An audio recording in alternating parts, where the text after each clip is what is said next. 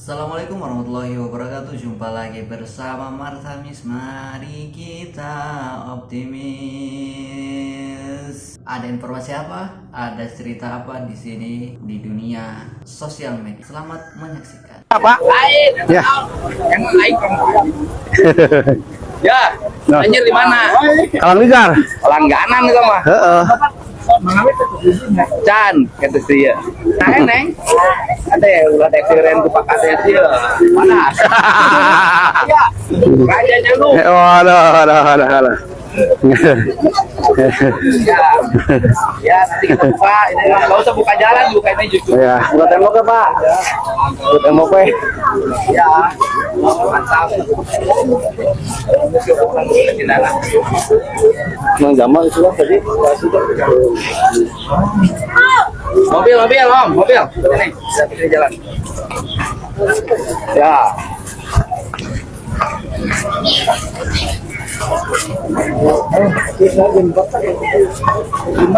Nih, seberang ini tanah resinda 40 hektar garung, Pak. Tadinya sawah. Mana? Warga teh pengen digarap. Oh, Sambung. No, garung ini. Naik ke sawahan. No, nah, warga mah darekeun tah hayang mah. Orang. Sawah. Karena Resinda Gamblu 40 hektar. Kurang sawahan. Dipinta. Warga. Oke, ada sebuah video yang di sisi lain banyak yang kesinggung, di sisi lain harus mendampingi. Di sisi lain kali ya maksudnya ya. Di sisi lain banyak yang tersinggung, di sisi lain harus mendampingi. Kan itu maksudnya. Atau memang ada suatu wilayah namanya di sisi lain kali ya. TKJ Formo official. Gubernur Jawa Barat udah aneh, warga Jabar sebentar lagi akan dimanjakan dengan perjalanan terhindar dari macet. Ya bener banget, KDM lakukan dan akan negosiasi dengan pengusaha yang ada di Jawa Barat. Coba kalian dengerin baik-baik. Saya akan langsung memimpin melakukan negosiasi ulang terhadap berbagai lembaga bisnis yang menggunakan aset-aset Pemprov Jabar. Itu hotel besar di depan gedung sate, itu hanya 2 miliar dalam setahun. Saya ingin melakukan negosiasi ulang. Menurut saya angka ini akan mencapai angka yang optimis untuk menutup kekurangan anggaran pemerintah Provinsi Jawa Barat. Kemudian yang berikutnya adalah belanja pembangunan yang berskala besar. Kami akan menempuh jalan multi-years 2 tahun, menyelesaikan problem infrastruktur yang terjadi di Jabar. Misalnya Kota Bekasi menyelesaikan kemacetan dengan membangun jembatan layang bola kapal. Kemudian Karawang Barat menyelesaikan bottleneck yang itu menjadi problem. Jalannya memang jalan nasional, tapi kalau tidak dikerjakan dan diselesaikan, itu tidak akan pernah selesai. Sehingga tahun depan kita akan membangun jembatan di jalan nasional itu. Membangun jembatan layang di Gatot Subroto Cimahi. Ini juga akan menjadi fokus kita. Kemudian yang berikutnya adalah melakukan pembebasan tanah yang menghubungkan antara stasiun kereta cepat Padalarang kemudian masuk ke areal perumahan Kota Baru Parahyangan, nanti berakhir di ujung sebelah barat. Dan pembangunannya akan dilakukan oleh Kota Baru Parahyangan. Pemerintah provinsi hanya melakukan pembebasan tanah, dan ini akan menyelesaikan problem macet yang terus-menerus di Padalarang. Adalah di Bogor, kami akan membangun jalan Puncak 2 untuk menyelesaikan problem kemacetan horor di Puncak. Ini mungkin ditempuh dengan multi-years. Bahwa kita juga pada tahun ini ingin fokus menyelesaikan pembangunan infrastruktur jalan, baik jalan provinsi maupun jalan kabupaten, dan kita ingin mencapai kemantapan di atas 90%. Kemudian kita ingin membangun unit sekolah baru, yang kemudian kita juga mendorong tumbuhnya rumah sakit daerah baru. Ini rencana kalau nggak salah ini di Indramayu.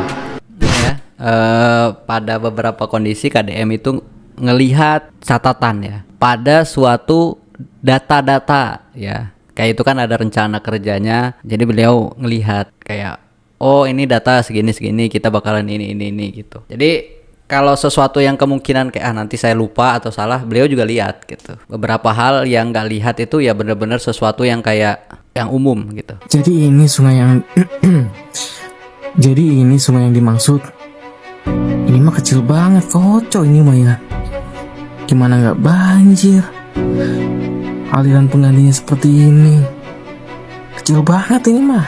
Hujan sebentar juga pasti meluap. Namun Kadin mencari solusi. Bagaimana cara mengatasi dan melebarkan drainase ini agar tidak banjir. Ya, pasti Resinda juga terlibat dan akan diundang KDM. Nih, lihat videonya nih. Nanti kita undang Resinda. Kita tidak ngambil jalan ke sini, ke sana nggak usah pakai jalan. Ada itu terus. Ya kan bisa tanahnya ya gaya. Karena itu tanah masyarakat. Beli. Iya. Terus kan dia, Pak. Sasalila ieu teh kaina maling. Itu sungai, itu masih ring lah, kayak selokan gitu. Hujan gede. Kamu hujan gede. Ya, nges tanggul, bikin itu kan. Ya udah, kerjakan. Jadi ini sungai yang jadi Iya sih, masalah sungai yang kecil, pendangkalan kali itu kalau di zaman dulu itu ada pelajarannya apa sih namanya? Kalau di Jakarta dulu, apa sih ada di Jakarta itu pelajaran khusus ibu kota gitu. Apa ya, lupa lagi namanya. Jadi ya belajar soal Jakarta, nanti belajar kali, belajar itu gitu. Dan ada itu bagaimana supaya kali menjadi lebar. nih, lihat nih, KDM lagi ngejarin keluarga ini arti keikhlasan walaupun anaknya dituduh yang tidak. Tahu kan kasus yang viral ini? Tapi KDM menyarankan kepada ibu ini jangan melanjutkan ke proses hukum karena itu akan menambah beban hidup dan beban pikiran. Dan pada akhirnya buah dari keikhlasan itu menghasilkan hasil yang manis kan. Kuliahnya dibantu, uang sakunya ditambah. Kalau kemudian nih kita bawa lagi ke perkara hukum, ngabisin biaya, nggak ada manfaatnya dalam pandangan saya. Tuh. Nah, tapi ya kan, kalau agar kedua-duanya rukun dan damai, orang yang bersalah menuduh yang minta maaf, saya gubernur berkewajiban.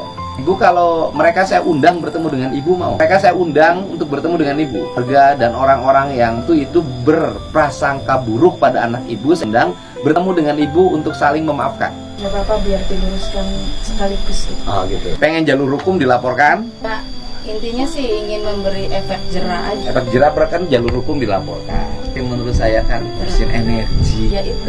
Nanti ibu harus dari Cirebon balik Bandung diperiksa, masuk ke pengadilan jadi saksi. Anaknya di Bandungnya ditambah mus. Tinggal lapor di sana di Polresta Bandung.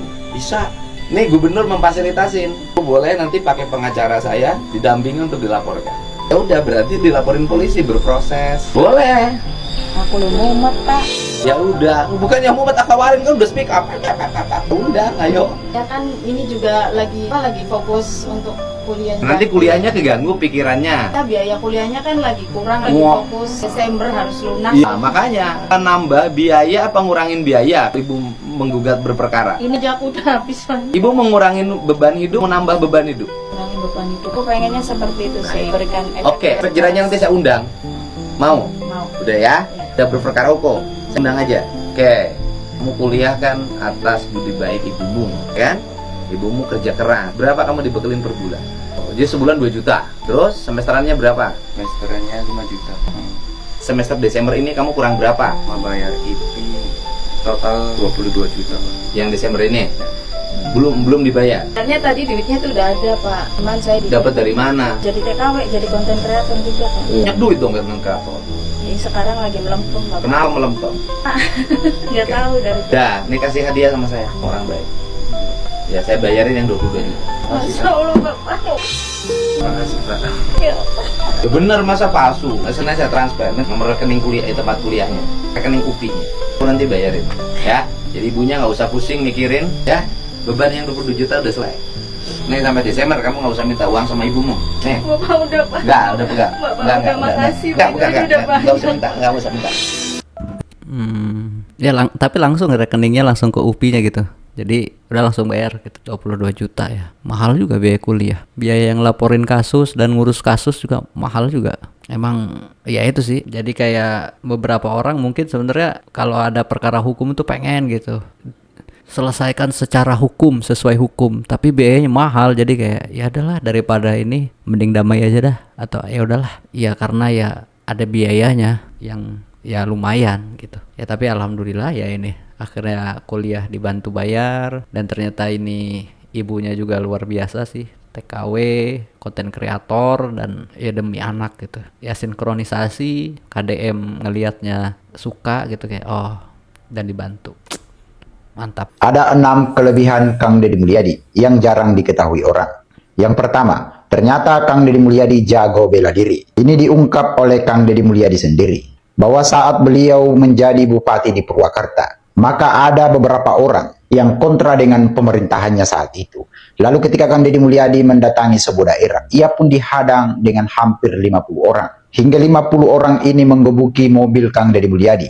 Dan Kang Deddy Mulyadi pun melalui pertolongan Allah Subhanahu. Oke, ini video panjang. Kalian bisa tonton ini di EN Indonesia ataupun di YouTube-nya, kayaknya ini dari YouTube ini, EN Indonesia. Next. Kini rakyat makin paham siapa pemimpin yang benar-benar berjuang demi rakyatnya. Buat para pembenci, semoga kalian lekas sadar dan bertaubat. Terima kasih Kang Deddy sudah mencerahkan dan memberi contoh bagaimana menjadi pemimpin yang amanah. Ada yang berharap ini berhasil, dan ada yang berharap ini gagal. Siapa yang berharap ini berhasil? Mereka adalah kaum-kaum nasionalis yang mencintai bangsa ini. Siapa yang berharap ini gagal? Para nyinyir dan para pembenci yang menjadikan politik sebagai tujuan hidupnya tanpa pernah bisa membedakan mana kepentingan politik dan mana kepentingan kebangsaan. Walaupun kebijakannya baik karena beda dengan politiknya, dia mengatakan buruk. Dan walaupun kebijakannya buruk karena sama dengan politiknya, dia katakan baik. Ini orang yang tidak punya spirit nasionalisme. Dia hidup mempertuhan politik dalam setiap waktu. Meskipun lidahnya berkata bertuhan pada Allah, tetapi hatinya dalam setiap hari hasud dan menjadikan politik sebagai tujuan hidup. Kini rakyat makin Ya ini salah satu pidato KDM yang luar biasa juga ya, bahwa politik kemudian tujuan. Kan politik itu kan sebenarnya kan cara untuk mencapai suatu tujuan gitu. Kadang-kadang karena tidak berbeda pandangan gini-gini gitu, malah oh ini ya namanya cara kan. Jangan ngirim data 25. Terus dia nggak kirim sadaya Pak. Kan 25 nutepina. Nggak kirim Pak, nggak materai. Mana itu datanya? Kan ngirim data dengan 25, akhirnya 25 padahal duit anu. Penghasilannya kalau pentisang tadi itu Pak. Padahal anu 100 nganggur tapi kayaknya duitnya. Sampai aja yang di ACC Pak. Jadi hayang wargana kumaha? Relokasi daek. Relokasi. Toh, namun kumaha? Jadi begini, dulu ya, waktu masyarakat itu Bapak Nah, itu ada wacana tahu dari PPR Kerawang atau apa, saya nggak tahu ya. Hanya mungkin ada yang tahu. Jadi ada wacana gini, masyarakat itu boleh ditempel, ya dari PPR katanya ya, nggak tahu orangnya siapa, saya kan warga, boleh ditempel. Terus yang punya tanah kosong, boleh dibangun. Warga diproses Pak. Jadi mungkin ada miskomunikasi antara warga dengan pemerintah kabupaten mungkin. sekarang gini saya nanya, warganya pengennya apa? Relokasi apa kumaha? Panggung. Relokasi. Ngomong tuh, ya relokasi. Ya, cek kepala desa. Nah, waktu ketemu jeung saya, warga nolak imah panggung. Benar itu Pak. Padahal Pak udah 3 kali daftar Pak. Kita nolak karena rumah yang permanen mau dirobohin. Terus kalau imah panggung rek bangunnya di mana? Ya, iya makanya gitu kan kalau direlokasi kita kebagian Ya sendiri nya harinya imah panggung mah imah nu goreng mah nya dirobohkeun jadi imah panggung. Terus sama rumah nu permanen kumaha? Atuh Bu, ari ibu hayang imah panggung terus pemerintah kudu nyiapkeun di tanah ngabangun deui imah. Jadi double lah tuh Bu. Jangan sok imah panggung relokasi Nah, we. itu relokasi sadayana. Sok ngomong relokasi nu jelas. Ya. Nyari abi mah paling direlokasi. Tak itu Oh, relokasi berarti dipindah. Kalau relokasi terus saya kan nggak tahu kan, orang nggak tahu. Kalau relokasi nanti rumah yang mau apa di mana? Ya masih hak milik lah. Ya imah namanya nu bapak mah nya dicopot. Kalau relokasi Kemarin kan kata Pak Lurah di hak milik. sifatnya sementara Pak. Kalau udah musim surut, itu kita balik lagi. Kan gitu Iya. Pak. Kalau kan nggak, bukan sifatnya. Kalau imah panggung berarti rumah yang sekarang diganti dengan panggung. Iya Pak, pengennya tuh begitu Pak. Tapi kan nggak mau katanya warganya. Enggak, kan tadi yang pertama katanya informasi yang pertama nih Pak, makanya saya tahu komunikasi dari siapa itu ditempel. Jangan ditempel Pak. jangan ngirim data 25. Tapi asli ya, coba kalau kita pikir ngurusin warga dengan segala pemikiran mereka, dengan cara pendidikan, ekonomi dan lain-lain, itu luar biasa, pasti pusing banget deh. Ada yang pengen A, ada yang pengen B, ada yang nggak mau A, ada yang nggak mau B, ada yang pengen A sama B semuanya. Jadi gimana gitu. Jadi kayak kita susah weh jadi pemimpin itu. Pemimpin daerah kayak KDM. Kayak ya pemimpin, ya salut lah sama orang yang ambil dunia politik dan memang benar-benar stand untuk rakyat gitu loh, mencoba untuk seadil-adilnya mungkin gitu loh, walaupun sulit tapi gimana gitu, pokoknya harus bisa. Ya memang nggak akan semuanya merasakan kesenangan itu kan gitu loh, nggak bisa orang itu semuanya senang gitu kan, tapi berusaha gitu. Nggak mau dikasihani. Setelah kasusnya viral, PDAM menawarkan kompensasi 25 juta rupiah kepada Mak Ati. Namun, ia menolak karena ingin pembayaran berdasarkan nilai komersial air yang selama ini dijual PDAM ke pelanggan, bukan sekadar uang belas kasihan. Nah, ayeuna geus saanggeus pertemuan di rumah makan teh PDAM teh kumaha? Ayeuna mah dugikeun ka kieu tapi PDAM teh. Nyarios ka Bapak Haji Gubernur teh. Cenah kumaha mah ayeuna upami emak cenah ayeuna bade dipasihkeun cenah ayeuna cenah emak cenah dararas cenah ieu teh abdi dikeran cenah tanah rumah ka adun. Tah abdi mah bade masihan ka walas asihna we cenah 25 juta Bapak. Bujeng-bujeng 25 juta abdi mah saelok we digoregan moal tiasa abdi mah hoyong aya keadilan. Bujeng-bujeng 25 juta dipasihan saem ku Bapak ayeuna di dieu dinamina moal ditampi. Kela ke nuka hiji ari PDAM kan ai ka sumber air teh mayar. Misalnya beli cai ti PJT dihitung per kubik nya ti PJT. Lamun cai ti mata air kecuali di tanah sorangan memang teu mayar. Meureun caina cai nu emak. Cai nu emak. Apan tinggal ngitung kubik meureun. Apan ku PDAM ge dijual caina. Matak dugikeun tadi perjuangkeun teh ieu teh kekantun caroge.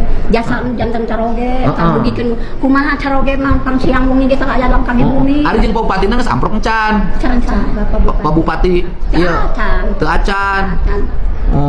Lah ieu mah sareng mama sareng PDAM. Mun kana PDAM teh berarti kan Pak Bupati nu kagungan ieu na otoritas minimal gaduh kewenangan kanggo mempengaruhi PDAM. Gitu. Nah, ayeuna PDAM teh jadi kasanggupanana mayar 25 juta. 25 juta. Sa? Saya masihan ieu umur. Sakitu-kituna. Jadi tampi. Jadi tampi ai cai mah golocor tapi kaina ge. Dikeun teh ayeuna ada cai mah. Teu dieureunkeun kumaha. Da janten bada dirireunkeun teh deulih aya riweuh gitu. Gitu kumaha masyarakat panginten teh. Nah, gitu. Atuh horios. Nah, gitu. Hang terase ngadele ka PDAM kumaha atuh sing aya welas asih. Oh, gitu. Sing aya toleransi kada ditanyaakan nu miskin, kana jalma leutik. Ya kieu we atuh kan abdi dinten Senin ka Garut. Nya ka Garut teh jam 10 atau sampai jam 11. Engke abdi kan Senin ka Garut ka acarana pesantrenna Pak Ustad Jujun. Nya ke satos di dinya ke abdi urang telepon PDAM-na urang ngariung jeung mak di dinya urang tanya PDAM-na arahna kumaha. Nya ke disaksian ku abdi. Da ieu mah sanes urusanna naon urusan usaha ieu mah. Berarti kan caina ge diical ka pelanggan. Nggak mau dikasihani. Setelah kasusnya viral, PDAM menawarkan. Ya ini kan bahasa Sunda full ya, benar-benar bahasa Sunda full, dan beberapa orang juga yang nanyain translate dan saya juga ya ngerti tapi dikit banget ngertinya. Ya intinya ya tentang air lah. PDAM dan itu intinya ada negosiasi gitu, tapi ibunya nggak pengen karena apa dan apalah gitu. Yang akhirnya ya karena soal usaha dan lain aja KDM ngomong nanti kita ketemuin aja biar bisa diobrolin lagi, KDM-nya jadi saksi pertemuan itu gitu. Ya gitu sih kira-kira. Intinya permasalahan air ya. Assalamualaikum warahmatullahi wabarakatuh. Salam silaturahmi khususnya kepada warga masyarakat. Oh ini lanjutannya nih. Emak asal Garut mengadu ke KDM 30 tahun PDAM tidak bayar. Oh jadi PDAM itu tidak bayar sama ibu itu 30 tahun. Terus mau dibayar 25 juta. Ibu itu nggak mau. Iya iyalah 25 juta ya. Kalau sehari, kalau misalnya memang itu ada nilai gitu yang. Tapi gimana secara hukumnya ya? Ya nggak tahu lah. Secara hukumnya kayak mana itu? Apa memang? Cificum Banyu Resmi umumnya kepada warga masyarakat Kabupaten Garut. Saya Dadan Hidayatullah, Direktur Utama PDAM Tirta Intan Kabupaten Garut periode 2025-2030 yang baru dilantik pada pertengahan Agustus 2025. Sehubungan dengan beredarnya video Ibu Atih yang menyatakan sebagai ahli waris lahan yang digunakan sebagai sumber air bersih PDAM untuk warga Cipicung, Banyaresmi, dan sekitarnya yang melayani 917 sambungan rumah dengan estimasi pendapatan per bulan dari sumber tersebut sekitar 63 juta. Maka dengan ini saya dan rombongan PDAM Garut tadi pagi telah menemui Ibu Atih dan keluarganya. Kami menyampaikan bahwa hal tersebut secara hukum sudah ada keputusan hukum dari Pengadilan Agama Garut pada tahun 2023. Dari gugatan keluarga Ibu Atih sebagai ahli waris Pak Adun almarhum kepada PDAM Kabupaten Garut, Pemda Garut, dan BPN Garut, dan menyatakan gugatan tersebut ditolak. Namun kami dalam pertemuan tersebut menampung aspirasi Ibu Atih dan keluarga serta menyampaikan rencana solusi secara kekeluargaan, dan ini merupakan itikat baik kami. Kami minta waktu dalam beberapa hari ke depan untuk bermusyawarah di internal PDAM Kabupaten Garut dan rencana bertemu lagi dengan Ibu Atih dan keluarganya. Demikian yang kami sampaikan, mudah-mudahan niat baik kami merespon cepat soal Cipicung ini berakhir menjadi penyelesaian yang lebih baik bagi kedua belah pihak. Hatur nuhun, wallahu muwaffiq ila aqwamit thoriq. Wassalamualaikum warahmatullahi wabarakatuh. Assalamualaikum warahmatullahi wabarakatuh. Ya, saya sih baca-baca dari komen-komen sih ini katanya tanahnya punya ibu itu dan ya tidak ada bayaran apa-apa gitu, sedangkan pendapatannya adalah 63 juta, dan ini komen template banget nih. Tadi saya juga baca ini soal ini. Ya masalahnya kalau untuk kemakmuran rakyat ya harusnya gratis. Kalau untuk kemakmuran rakyat bayar ya berarti namanya ya nggak makmur lah, dipergunakan untuk kemakmuran rakyat tapi bayar. Ya berarti itu namanya komersil lah, bisnis berarti. Ya memang bisnis kan, tapi artinya nggak masuk ini dong.